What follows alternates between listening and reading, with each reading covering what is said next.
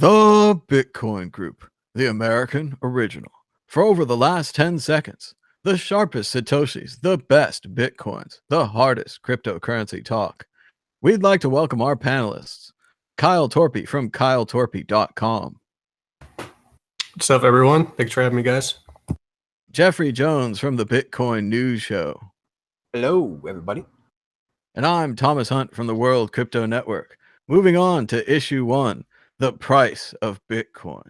The price of Bitcoin declined again this week, coming down from around 10,188 all the way to 7,625 before recovering to 9,000 or around 9,109. The current price is 8,503 on Bitstamp. As the mainstream media gleefully reported, has the Bitcoin bubble been popped? Is it all over? Kyle Torpy. Yeah, well, obviously it's not over the long term. I think a lot of us saw this correction, I'll call it, coming. I mean, over the price rise in 2017 was just ridiculous, especially in the last few months. I think it was at 5,000 by summertime, and then it almost hit, or maybe it did hit 20,000. I think it got very close by the end of the year. And I remember, around the summertime is when I started getting, my non-Bitcoin friends started to send me questions, be like, "Is now the time to get in?" Or back then they would say they should buy Ethereum instead of Bitcoin, and then by the wintertime they were saying should they buy Ripple instead of Bitcoin. So there was all that meme about like the whatever's going to replace Bitcoin too. So I don't. To me, like I wrote that article in Forbes last week where I talked about how like the hodlers are the kind of the underlying value. They provide like the price floor on the Bitcoin price, and so we might see where that floor is. I mean, if I was getting, and I don't know if it was the same for you guys, but if I was getting questions from people who don't really know anything about Bitcoin or altcoins or anything, and they just know that like I'm a guy that like does it as a full-time gig all the time, and they're asking me if they should buy in, it makes me think we could have a lot of weak hands even at like the 5,000 price level. So, I mean, this is why I always say this. I mean, and back then I was telling them, you got to be careful because, the fact that you're messaging me and we haven't, it'd be like a cousin I haven't talked to in like 2 or 3 years or something like that. And I'd be like, the fact that you're messaging me probably means that we're in some kind of hysteria. But of course, then the price went up 4x from there. So, that's why I try not to day trade and that kind of thing. So yeah, I still think, just buy some Bitcoin if you want to, speculate on the price, and don't look at it for like 5 or 10 years is the best way to go. Otherwise you might, find yourself losing your hat. A lot of people thought this market's top was around the time there was the Kodak coin. The previous top, I think, was around the time that Paris Hilton endorsed an ICO. But once again, if you just held long enough, all of these tops go away. Jeffrey Jones. Yeah, it's been an interesting, couple of weeks. The crypto is never ever boring. It seems there's always something going on. So this is another example of that. Basically, we've basically had the famous retest of 7,500. On most exchanges we did end up retesting 7,600 or so, which was about exactly where we needed to go because everything above 7,600 last year was weak hands. Everything above 7,000 basically, or 7,600 or so, was complete and pure speculation from people who had no idea what's going on. I'd say, that's just my guesstimate, but basically my opinion, around 7,500 or so and below was the people who are actually really in Bitcoin for the long term, but everything above that was just speculation. So that was bound to go. Nobody, of course, knew how high we could go. We were at 20K. Could we have gone to 25? Probably. Nobody actually knew. And so it was, of course, nobody attempted to call the top. But once the top was in, we could see that, and we could see that we're definitely headed for some kind of 50% correction. As, of course, Tone Vays has been famously saying for a while, we will hit 7,500, and we did. So now that we have, I suspect us to go sideways a little bit now, to capitulate a little bit and then slowly build our way back up. But with Bitcoin, it's always been about the same thing where we pop in the fall, we slump in the winter there, and then have some kind of either spring or summer pop, again. So we'll see what happens, but that's about what what I'm guessing is we're going to see again. And, you know, again, people, it really was huge hype. I mean, I had people calling me about Ripple that I haven't talked to in years. And this was just absolutely insane, asking me, you know, if it was a good buy to buy Ripple. And now, of course, it's done the Ripple thing, right? Which is all the way back down. And so it was absolutely absurd. And so that probably should have hinted at me that we were at the top around there. But, you know, nobody really knows. But I can tell you that nobody in crypto, you know, in Bitcoin is worried, right? Nobody who's actually building anything, who's actually been in the space for a year or more, nobody's worried. We've all seen this thing before. We all knows what happens next. We go sideways a little bit, and then we reach new all-time highs. Because remember, nothing has changed. The technology is still growing at rapid pace. More papers are being put forth. More conferences are being had. You know, more people are finding out about Bitcoin, and so it's not slowing down by any means. It's actually accelerating. And so, with all the same things that we expect to happen this year are still going to happen: decentralized exchanges, Lightning, atomic swaps, ETFs, on and on and on. All that stuff is coming. I guess it's important to remember that, you know, despite all of this craziness and the price drop of Bitcoin, remember, one Bitcoin is still one Bitcoin. One Bitcoin. Bitcoin itself is still the world reserve cryptocurrency. It is still the unit of account for all of crypto. It is still the thing that backs up all of crypto. When Bitcoin goes down, everything goes down. So, you know, one Bitcoin is still one Bitcoin. It's still going to be here, and we're still expecting huge gains for this year. The Ripple story with CNBC was especially great. It was like a little microcosm of the way the mainstream media covers things. They told you how to buy it at $3. They didn't tell you how to sell it until it went down to 71 cents. True tragedy for anyone following it. But once again, if you read those as counter indicators, maybe Ripple's a buy today at 71 cents based upon the opposites. Moving on to the exit question. This time next week, the price of Bitcoin, higher or lower? Kyle Torpy. I will say lower. Jeffrey Jones. We're going to go sideways for a bit. So, you know, we're going to be about the same or so, and then slowly climb our way back up. I'm going to fight the trends, and I will go with sideways as well. Moving on to issue 2, Tether. All you need to know about Tether, the cryptocurrency that could have devastating effects on the Bitcoin market. That's right. Time has finally come for Tether. When we first talked about Tether, aka Real Coin, it was a dollar-linked altcoin. Everyone always said for it to be dollar-linked, they'd have to hold dollars in an account, and that would leave them open to regulation. They also worried that much like the gold tokens of the past, more tethers would be printed than dollars in the bank. To use Tether, you had to trust Tether. And now Tether seems to be crumbling all around us, losing their auditor, receiving a subpoena on December 6th, which was strangely reported by the media a month later. And now many are saying they printed too many tethers at the low. There's too much money tied up in Tether, and it could wreck the entire Bitcoin market. Jeffrey Jones, is Tether the end of Bitcoin? Yeah, it's so funny that you know, a single troll can just cause so much chaos. But this is the age we live in, the information age, where a single tweet can change the world.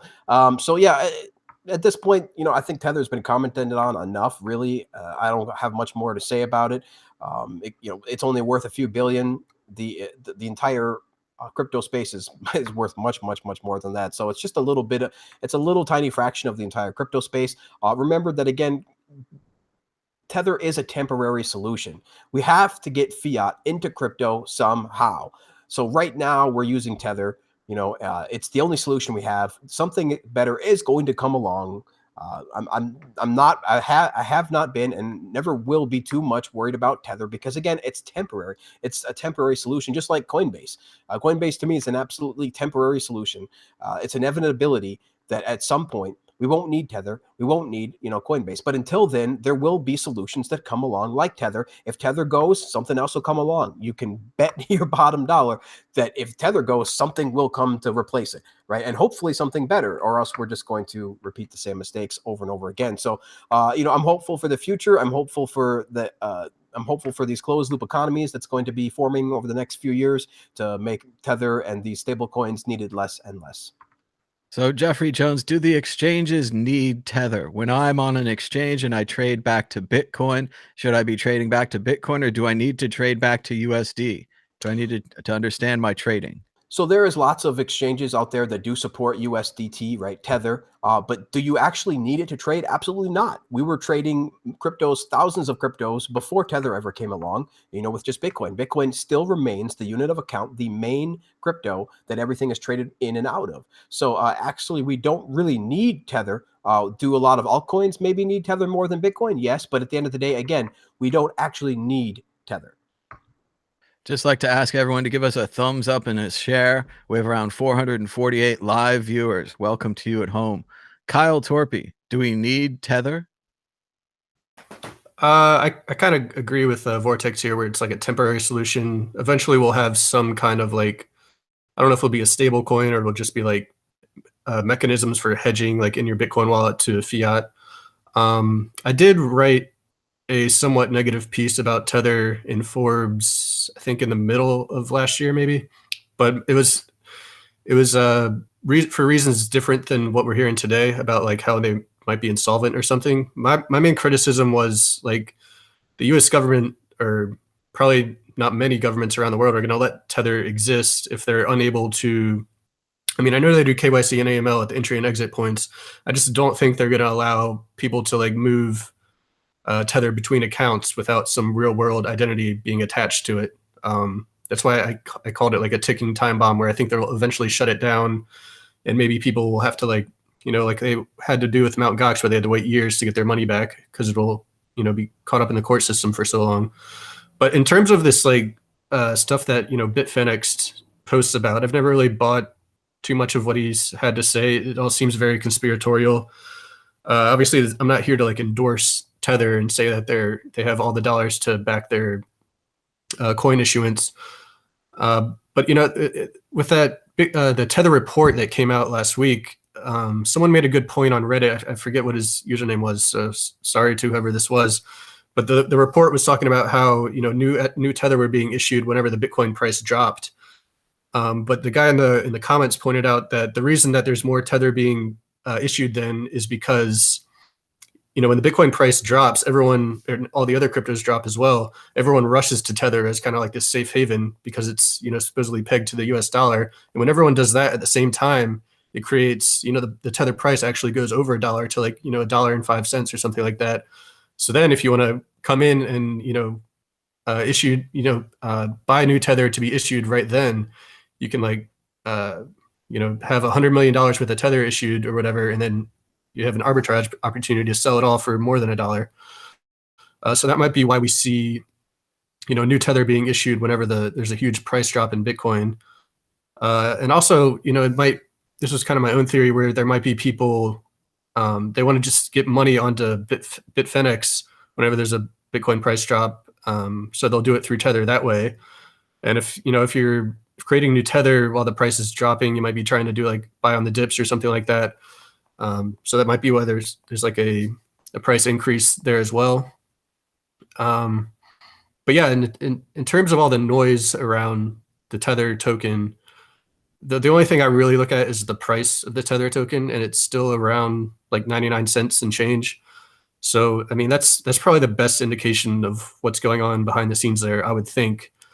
Because if anyone knew something nefarious was going on, they'd have an incentive to, or if someone's buying up the Tether to back up to $1, after people sell. So I think that's probably the best indication of whether there's anything bad going on there. And like I said, in the future, we'll probably have something, where you hedge a smart contract to fiat and denominated in Bitcoin. You can already do that on your mobile phone with Abra. You can receive some dollars, and they call them crypto dollars, I think, and they're basically just hedging contracts denominated in Bitcoin, like contract for different kind of stuff. So I think that might be the long-term road when it comes to stable coins and things like that. You'd still have to trust Abra to hold the contract for you. Exit question: what does Bitcoin need more? A stable coin like Tether, a decentralized exchange, or cross-atomic swaps? Jeffrey Jones. Well, decentralized exchanges are really only made possible by atomic swaps. So kind of combine those basically. So I would say that, atomic swaps over Lightning to enable these decentralized instant exchanges are absolutely integral. I mean, absolutely super important to the future of all of crypto, in addition to Bitcoin. Kyle Torpy. Yeah, just to clarify on the Abra thing, I think you do have to trust. I think they're the counterparty on all the contracts right now, but eventually that could also be decentralized, and where they would create like a market of sorts. Maybe even something like Bitcoin Hive Mind would eventually enable that, and you wouldn't even need like a third-party oracle. But that's like a lot more speculative. But what was the actual exit question? Do we need a stable coin or a cross-atomic swap and or decentralized exchange? I think the decentralized exchanges are, they're much more fundamentally valuable than like the centralized exchanges that everyone uses today, just because the governments would have a much harder time shutting down something like local Bitcoins where everyone's, interacting in a peer-to-peer manner rather than, on a centralized exchange. And as we saw in China, after they banned the exchanges, everyone just moved to local Bitcoins and whatever other OTC trading apps they have there. I think Bitcoin is another popular one. Bonus exit question. As Jeffrey Jones noted, a SegWit and Lightning Network are necessary for cross-atomic swaps. What will happen to coins such as BCH who don't have cross-atomic swaps because they don't have SegWit?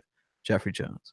Well, cross-atomic swaps are actually possible without SegWit, just as Lightning itself is possible without SegWit. The only problem is that it becomes much, much, much less secure. So you're going to have to come up with a solution that SegWit solves, which, to my knowledge, there is nothing yet. So what was the question, Thomas? All right, so they'd still be able to be on the decentralized exchange even without Yes, SegWit. so they would, but again, it would be much less secure unless they present some technology that we don't know about yet. And I don't think people would trust it. They can try it, but I guarantee you, if something like BCH starts doing cross-atomic swaps, there's going to be funds lost because there will be some kind of mess up. They simply don't have the amount of people looking at the code that Bitcoin and Core team does. So it's just going to be damn near impossible to get that right out the gate, as we've seen with their previous development fumbles, and from Bitcoin Cash all the way to Bitcoin Unlimited and XT and on and on. All right, I think the question's answered. Shout out from Agartha Kripshire, who says, buy the bad media and sell the good media. The only rule good traders have, lower or higher, we're still buying. Thanks, Agartha, for the super chat. And we'd also like to say, did you know there's a World Crypto Network audio podcast? And it has more than just the World Crypto Network. It also has Richard Hart, Tone Vase, Jimmy Song, Adam Meester, and much, much more. Check out the World Crypto Network podcast on iTunes or on the web at worldcryptonetwork.com. Thank you so much. Issue 3, Square Cash. First there was Bcash, but now there's Square Cash. Jack Dorsey's other company, in addition to Twitter, Square, has suddenly taken an interest in Bitcoin, releasing a quick mobile app that allows you to buy Bitcoin directly from your credit card or bank account. Could this be the end of Coinbase? Is there finally competition in the Bitcoin buying arena? Or is this just nothing compared to the Robinhood launch? Kyle Torpy, are you more excited for Robinhood or Square Cash? Probably Square Cash. I mean, I was playing around with it earlier in the week, and it's very slick. It seems very easy to use, very user friendly. I don't think it'll be the end of Coinbase at all. I think Coinbase has so much experience in this space now. Like they're pretty much the standard for a like digital asset brokerage. I know a lot of people try to give them a hard time because of the lack of transaction batching and SegWit integration, but I think they're mainly just worried about keeping their servers online at this point. And I did kind of write about this earlier in the week. I kind of talked about the trend of all the Silicon Valley apps switching from back in 2013, everyone was like about payments. Everyone's going to be buying their coffee with Starbucks, and they're going to use like their Coinbase wallet or whatever, and they buy Starbucks coffee with Bitcoin. And now it seems like all the Silicon Valley apps are aimed more at like holding or day trading, that kind of thing. I mean, we've seen Robinhood, Square Cash, like you mentioned. even Coinbase kind of like pivoted from more merchant adoption and Well, and the Square Cash app doesn't even have a send and receive. It's just buy, sell, and withdraw. There's no send. yeah, and receive. exactly. And then even Abra, which I keep mentioning for some reason, I don't know why I don't work with them or anything, but they like pivoted. They started out as like an international payments app, and now even there, like if you go to their homepage now, it says invest in Bitcoin and Ethereum with your mobile phone or something like that, instead of focusing on payments. And then like even the Ledger hardware wallets, they're like one of the more successful businesses outside of like the exchanges and stuff. So it's very much a pivot, as we've seen like Bitcoin itself kind of pivot from cryptocurrency to crypto asset until we get Lightning more off the ground than it already is. Jeffrey Jones, your thoughts on Square Cash? Yeah, so it's definitely interesting, and as I mentioned earlier, these services that allow you to purchase fiat, right, digital assets for fiat, really is a temporary thing. However, these will be huge, right, absolutely huge, and then nothing at all, right, just like AOL. They're going to onboard all these users, become huge, and then once the users are on the ecosystem, they have no use to for the people that onboarded them onto the ecosystem. So that what happens is the onboarder inevitably pivots to something else, right? AOL pivoted to content and things like that, and blogs and such. So I definitely see a need for these. I see an actual explosion of these over the next couple of years that are all going to come out wanting a piece of this pie, because there is so much of it to go around. So this is absolutely great competition for Coinbase. Coinbase has a bit of a monopoly right now, but that again will be short-lived, as I've said previously. I think that 2018 will be the last year of Coinbase's monopoly. There will just be too many other people coming in, grabbing a piece of that pie. Robinhood is great. Square Cash, Abra, all of these apps. There's going to be more and more and more. This is a sign of what's to come. Now, it is, of course, very early days, but expect more and more services to be able to offer you Bitcoin. And eventually, of course, believe it or not, this will happen one day. Your local bank, will offer you Bitcoin before they finally capitulate, probably, and go out of business. But facilitating these different currencies and things like that will be a job of the bank. No longer so much as holding your assets, restricting you, holding you back, but more kind of giving you options, similar to how the ISPs in the 90s, or the telephone companies in the 90s eventually pivoted to ISPs, where they still were able to make a lot of money off this new frontier, but they no longer had the power and control over you that they once did. And so we're going to see similar things like this happen, and I'm just excited to watch it play out. But really, I'm just excited to see Coinbase's monopoly begin to fade, and that will absolutely be good for the ecosystem. Exit question, moving back to the Robinhood app that no one talked about. As more and more companies offer cryptocurrency trading, will we see E-Trade, Charles Schwab, the main players following Robinhood, making these Bitcoin and other altcoin offerings available? Kyle Torpy. Yeah, definitely. I think it'll just take time. I think on E-Trade you can already trade the futures if you have a futures account on there. But yeah, I imagine eventually anywhere you can do your normal stock trading, you'll eventually have access to crypto trading as well. Maybe through the futures, and maybe eventually ETF at first, and then maybe like physical, if you want to call it physical crypto assets as well eventually. Jeffrey Jones. Yeah, as I said, this is a sign of the times to come. This is absolutely going to be integrated into everything, not just the financial institutions that you mentioned, but everything. Your phone, your car, your TV, it's going to be everywhere. And just a quick comment, on Jack Dorsey. His comments on Bitcoin were absolutely great. I mean, I really loved what he had to say on Bitcoin and crypto. It seems that he gets it, whereas the opposite is happening on Facebook. They've made the decision to completely ban all crypto ads entirely. It's a pretty stark contrast from what Twitter is supporting, because from what I can tell, all the great conversation about cryptocurrencies and Bitcoin is happening over Twitter. It's not happening over Facebook. Of course, there's some niche Facebook groups and things like that, and that's great. But the general water cooler conversation, all the big conversations are happening over Twitter, and I don't see that changing anytime too soon. Obviously, we have Telegram rooms and things like that, but this public global water cooler area, I see Twitter continuing to help facilitate. Very good. And moving on to issue 4. Samsung gets into Bitcoin mining. The world's largest manufacturer of computer parts and accessories, laptop screens, mobile phones, all kinds of things. The largest business in South Korea is now getting in on Bitcoin mining, aiming to make ASIC chips using their large foundries and perhaps finally providing competition for Bitmain.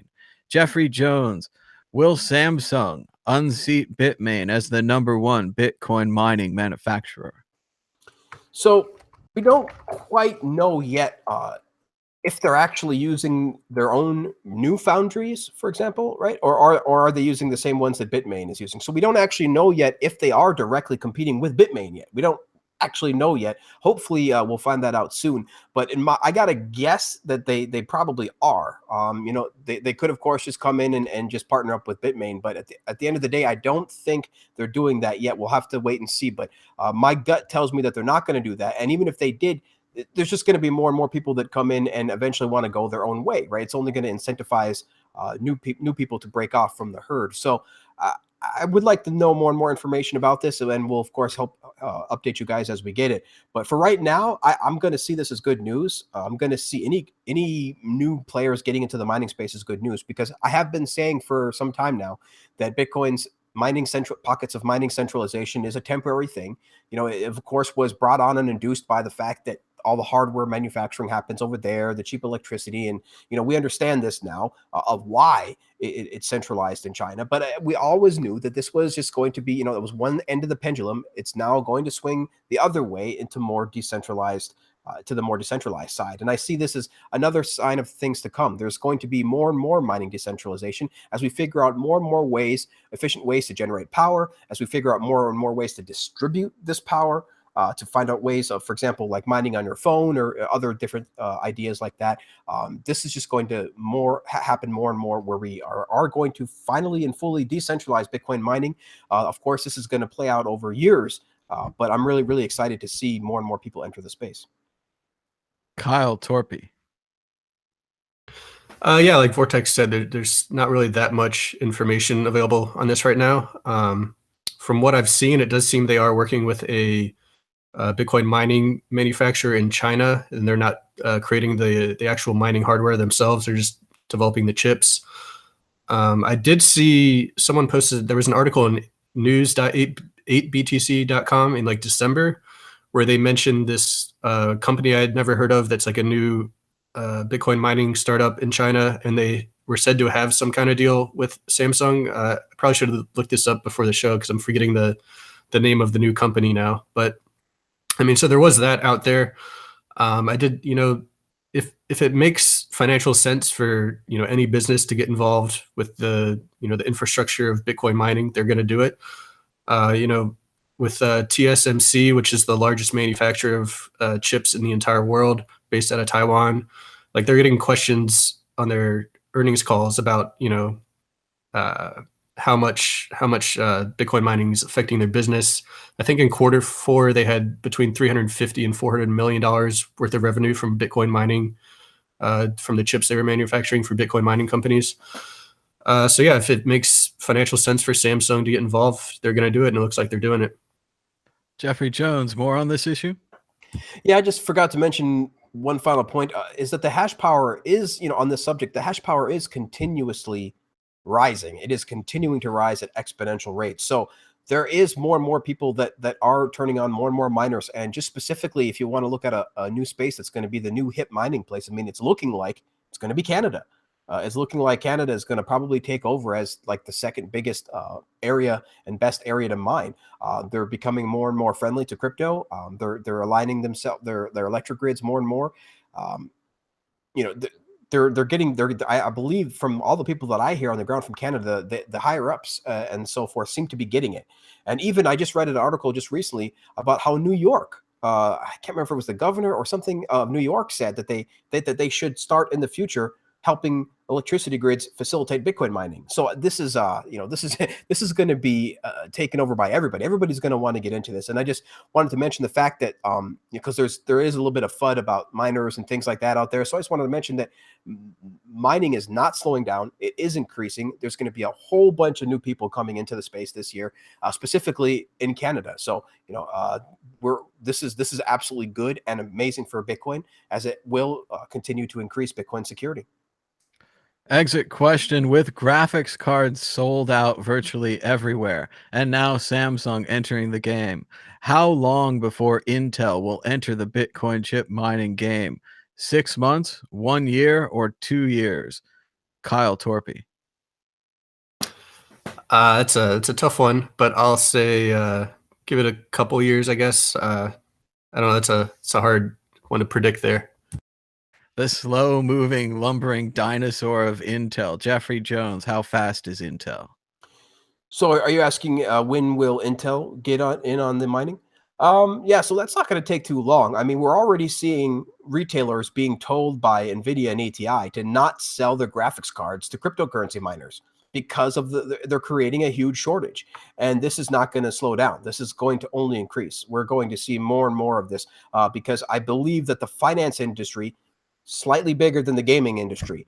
This is really going to take over when people can realize that that they can have this possibility of mining. Because remember, there's going to be more and more tokens coming out. That's not going to slow down, right? There's going to be more and more people getting into mining. That's not going to slow down. And there's going to be more and more people that need money. That's not going to slow down. So when you combine all this together, we're really going to see.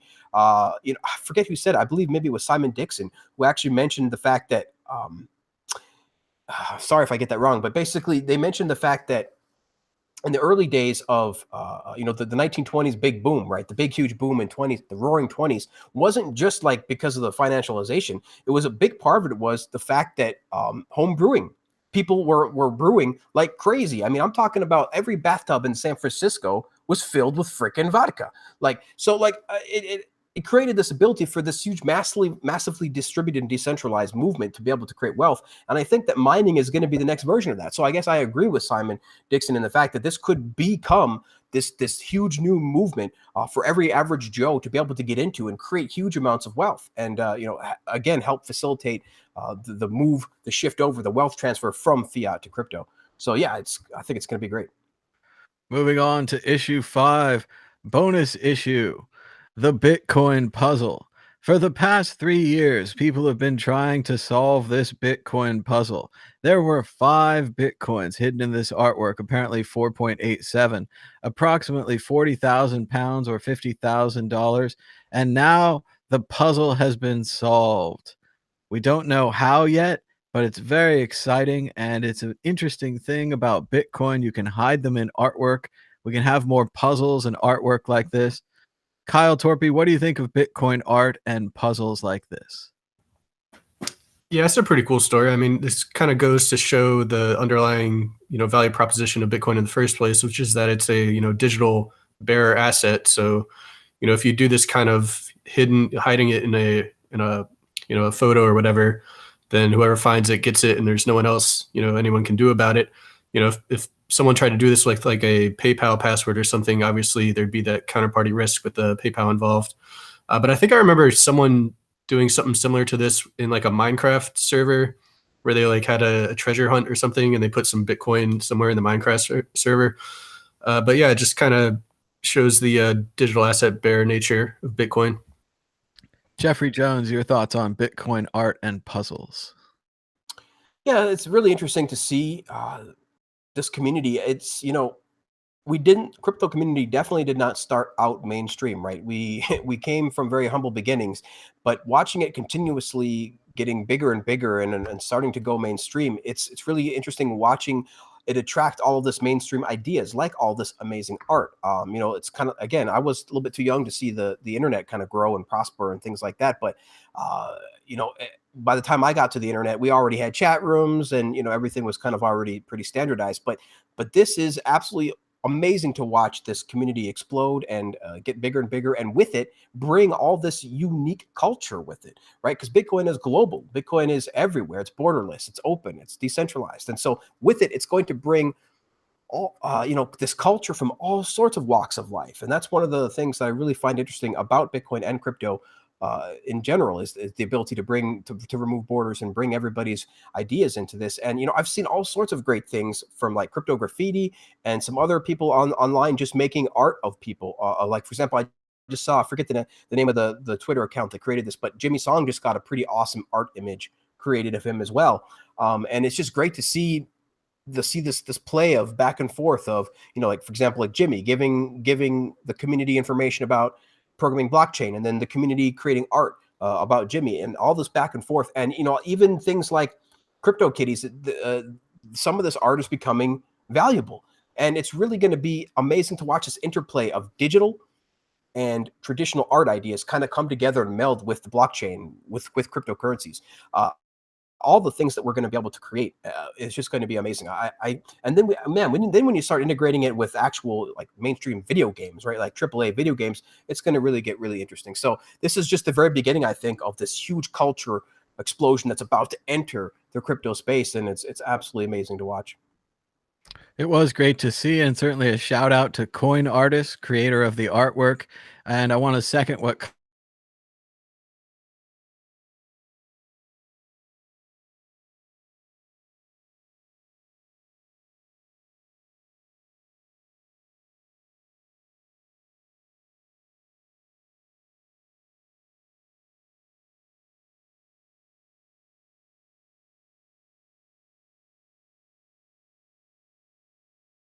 I did bump There you go. Oh, there we go. We're back. We're Okay. All back. right, I think we're back, but let's move on to predictions or story of the week. Kyle Torpy, what's going on this week? Sure. So I guess I'll talk about this Bitcoin Magazine article that I did, where I kind of tried to look at the various factors that led to the lower fees that we've seen more recently. So obviously there was like a decline in just the number of on-chain transactions per day. I think it's just in terms of that, it's just like the speculative trading around it, declining. So like less trading between exchanges, that kind of thing. The number of transactions being created and like broadcast on the network are actually at the same level they were in May of 2016, which is kind of crazy. But also we've had, so there was just like lower demand for block space generally, but there is also, even though the number of transactions has been going down a little bit, the number of outputs in each transaction has actually gone up quite a bit since early 2017, which indicates that exchanges and other places like that are implementing batching. So they can basically use one transaction to pay out to a large number of their users every 10 minutes or so, instead of doing one on-chain transaction for every single withdrawal. And there's this website, outputs.today, that actually tracks the number of outputs attached to each transaction. And you can see it was down by like 2.3 in early 2017, and now it's like up above 3. So we're seeing like just people be more efficient with how they're using the blockchain more generally. And that kind of gets to a point I had in another article where I talked about how the high fees kind of created the incentive for people to implement batching and SegWit. So maybe if we did like a hard fork for the block size last year or something, maybe everyone would have just kind of kept doing what they're doing and not try to be more efficient with how they use the blockchain, which is kind of a key point that a lot of the Bitcoin core devs were making when arguing against raising the block size limit, because they wanted all these companies and even users themselves to be more efficient with how they use the blockchain. We did see like an all-time high in SegWit use over the weekend too, but that seems like it was mostly people who had SegWit outputs already consolidating their outputs. So in the future, when they make a transaction, it won't be take as much space on the blockchain, and they'll be able to transact much more cheaply. But yeah, check out that magazine or the article on Bitcoin Magazine for the full scoop on that. All right, thank you, Kyle. And Jeffrey Jones, prediction or story of the week. Yeah, a couple things, I guess. We went to over 1,000 channels on the Lightning Network. This is the main net. We actually went over 1,000 channels, and that is continuing to grow. Really, really happy about that. Really glad to watch this grow like crazy. It's really fascinating to watch how fast the Lightning Network is taking off. Really excited to see this. Then let's see. I think that this week there was a lot of news about banning, from South Korea to India to all sorts of places, and I just hope that at some point we realize that a country cannot ban crypto. From all the information we've learned this week about South Korea accepting it now, India accepting it now, we have to understand that at this point, no single country can stop Bitcoin. So people, stop panic selling if a country says that they may ban it, because the odds are they're not going to ban it. This is 2018. You cannot put the idea back in the box. We are now here. We have arrived. There is no stopping these cryptocurrencies. So that's another thing. And then finally, I guess I really loved the response from Davos. Again, I mentioned this, but the response from the community to all of the FUD and fear and regulation around crypto that was talked about at Davos, the community just fired right back. I mean, it was just absolutely great to see how aware the community is and how far behind people at Davos really are. They're not going to see this coming, guys. It's really getting crazy. And then, of course, I'll have my show this Sunday, as always, on the Bitcoin News Show. Have a bunch of people talking about Bitcoin as usual. And but I will be off the Sunday after that. Going to have family in town. But very much looking forward to Bitcoin News Show this Sunday, guys. So join us at noon Pacific. All right. Thanks so much, Jeff. And thanks to everybody for joining us today, giving us a thumbs up and a share. If it's your first time here, please subscribe down below. And just a shout out this week to the World Crypto Network. We celebrated 4 years on the air yesterday, February 4th. We started February 4th, 2014. We did a little 4-year spectacular, but even that was nothing to touch the depths of this archive. You can really go back and learn about what happened in Bitcoin 2014, 15, 16, 17, and now 18. And this is thanks to everybody who volunteered their time to give their information to the internet. No one really gets paid here. We get a little bit of donations and a little bit of Patreon and some ad revenue, but it's not that much. So thank you to everybody who volunteered their time. I would try to name everybody, but I forget people, so I'll probably not do that. But thank you to everybody, and here's to another 4 years or more. And going to show the donation code just in case prices are down. Jimmy Song told me to make more money while prices are down, so I guess I'm going to show the donation code more often and say, hey, prices are down. You can still donate to the Bitcoin group and the World Crypto Network right here. We use the money to buy the SoundCloud account. We got a cool web page at worldcryptonetwork.com. And be sure to check out the audio podcasts. They say we don't mention them enough, but we are on iTunes. We're on SoundCloud. You can listen in the background. You can do other things with your hands. And it's more than just us. It's Adam Meester, Tone Vase, Jimmy Song, Richard Hart, and more on the World Crypto Network audio podcast. Listen to Bitcoin and altcoins and other things all day long with World Crypto Network.